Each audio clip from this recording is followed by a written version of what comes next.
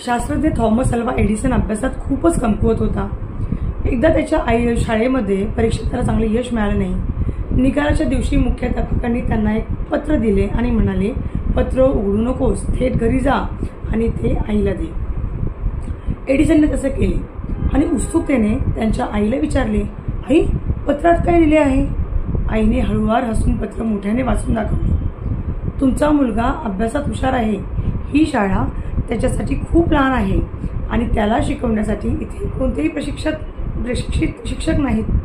कृपया त्याचे शिक्षण तुम्हीच करा।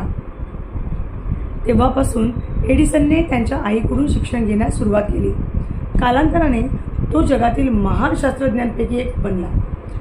त्यांनी असा विद्युत बल्ब शोधला ज्याने जगाचा इतिहास बदलून टाकला। पण त्यांच्या मुलाचे यश स्वतःच्या डोळ्यांनी पाहण्यासाठी त्यांची आई आता हयात नव्हती। अचानक एके दिवशी जुने कागदपत्र शोधत असताना एडिसनची नजर एका दुमडलेल्या कागदावर पडली। त्याने कागद हातात घेतला, उघडला आणि पाहिले की तो त्याच्या बालपणीच्या शाळेतील एक पत्र आहे। पत्रात लिहिले होते, तुमचा मुलगा मूर्ख आणि प्रतिभावान नाही, तो या शाळेसाठी योग्य नाही, आम्ही त्याला पुन्हा आमच्या शाळेत घेऊ शकत नाही। वाचताना एडिसनचे डोळे पाणावले। त्याला त्याच्या आईची खूप आठवण आली।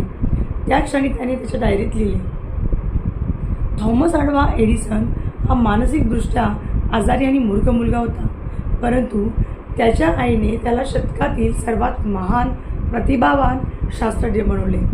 त्याच्या नावावरती 1000पेक्षाही वर पेटंट होते। धन्यवाद।